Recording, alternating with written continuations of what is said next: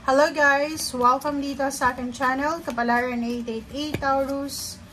Taurus, tingnan natin kung anong messages, anong vibration, anong gabay ang para sa atin.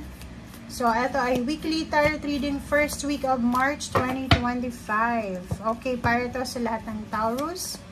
I hope na makaresonate ka talaga dito guys ha. Thank you pala doon sa mga nanonood sa akin palagi, sa nagko-comment. Okay, first card and second card, following your bliss, taking action.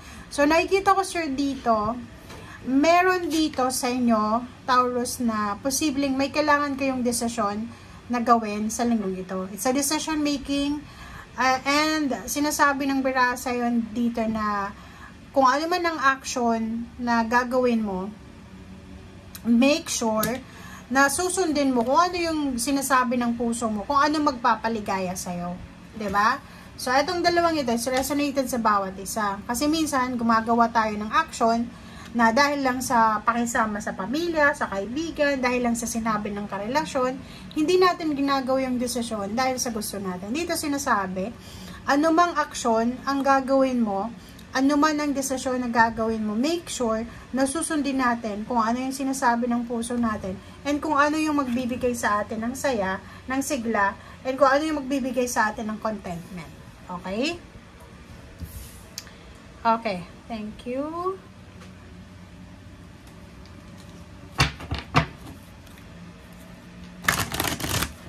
Okay, Taurus.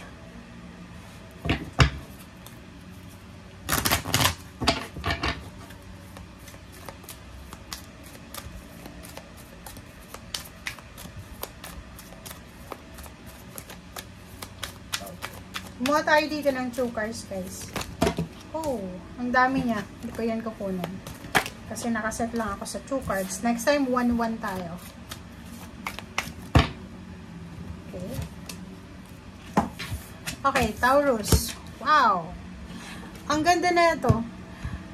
Okay, so, nakikita ko sir dito na siguro yung decision making na kakailangan mong gawin sa linggong ito is all about relationship.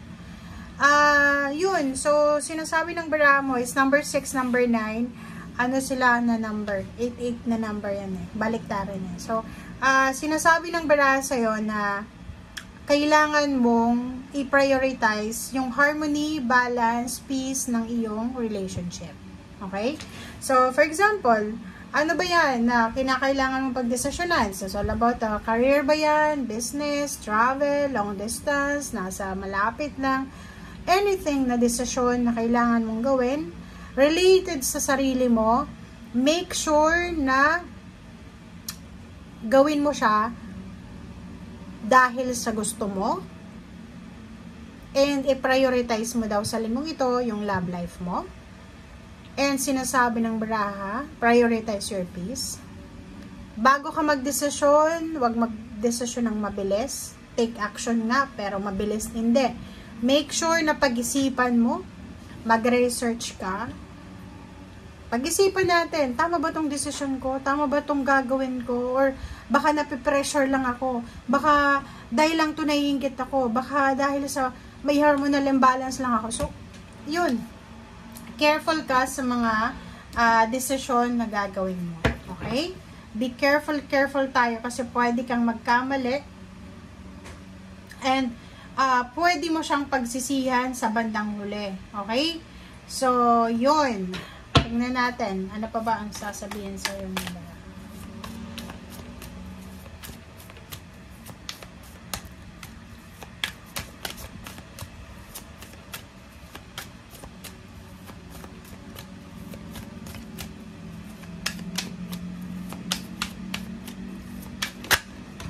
Okay.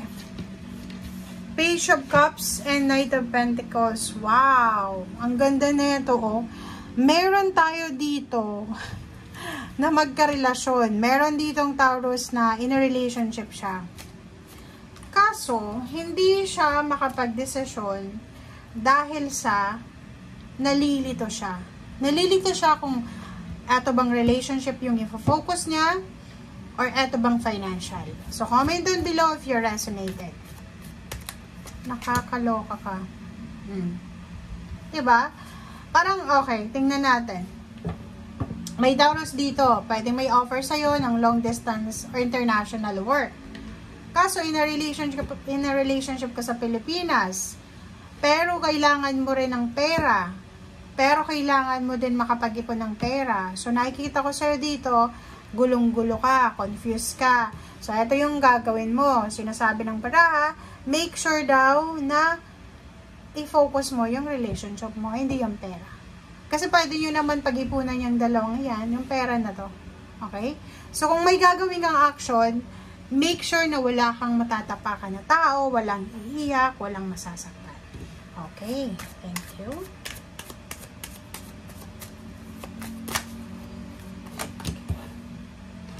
Oh, Chariot. Kaloka yung message ng Taurus ngayon. Pero maganda siya. Ang galing. So, yun. So, nakikita ko sir dito. Pag-comment nga sa comment section, medyo napapagod ka eh. Napapagod ka sa pag-iisip. Ang nakikita ko sir, hindi ka makapag-desisyon kasi ayaw mong iwanan yung pamilya mo. It's either silosa ka, siloso, or siloso-silosa yung karelasyon mo. Kung makikita mo dito, sinasabi na yung the chariot na to, may pagkakataon ka daw na ma-improve yung buhay mo. Kasi yung linggong ito, talagang o-offeran ka ng universe, ng ating universe ng change, ng transformation. Etong chariot nito is major transformation to. So, pwedeng may i-offer sa yung job, pero ang problema lang, malayo siya. Malayo. So, ibig sabihin, mawawalay ka sa pamilya mo. Bagong buhay ka doon, di ba? Mag-isa ka lang. So, but yung ino-offer niya sa'yo is financial freedom, makakapag-save ka ng pera, mahawakan mo yung pera, maraming opportunities doon. So, nakikita ko sa'yo dito, merong mga Taurus na sa linggong ito, alam mo kung ano yung gagawin mo. Kung hindi ka sigurado sa decision making mo, be quiet muna. Be at peace. Siguro magkulong ka muna sa kwarto mo. Kasi yung decision making na kailangan mong gawin dito is dapat galing yun sa'yo eh. Galing dapat yun sa'yo. Yung sinasabi, following your bliss. Kailangan sundin mo kung ano yung magpapaligaya sa'yo. Kasi alam mo, ganito yun. If you're in a relationship, lalo may anak ka, may asawa, kailangan mo ng pera. Diba?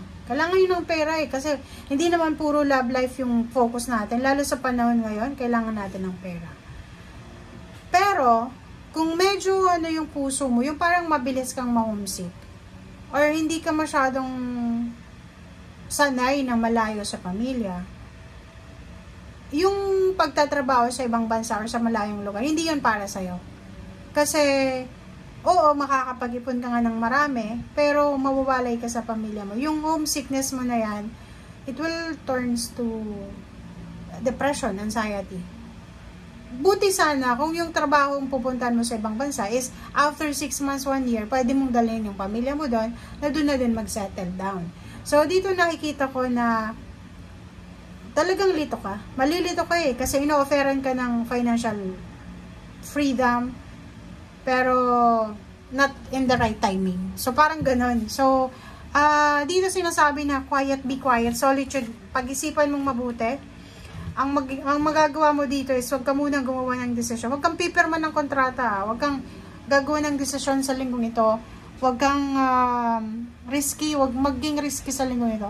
Hintayin mo muna na matapos yung linggong ito. Kung ano yung pwede mong matulog ka ng maayos, kumain ng tama para makapag-isip ka ng tama. Spend time with nature.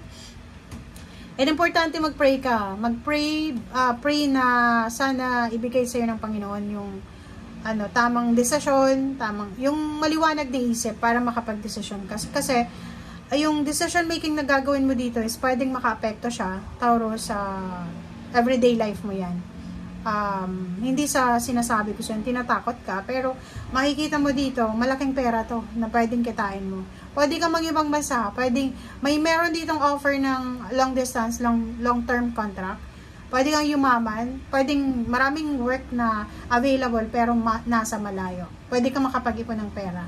But the problem is, pwedeng masacrifice yung relationship mo. Pero kung single ka naman, wala kang relasyon, go ka na, 'di ba? Kung yung problema mo lang is malayo ka sa parents mo, or sa siblings mo. Uso naman ngayon yung video call, 'di ba? So pwede naman 'yun kung single ka. Pero kung in a relationship ka, kailangan mo i-consider yung emotion ng partner mo. Okay?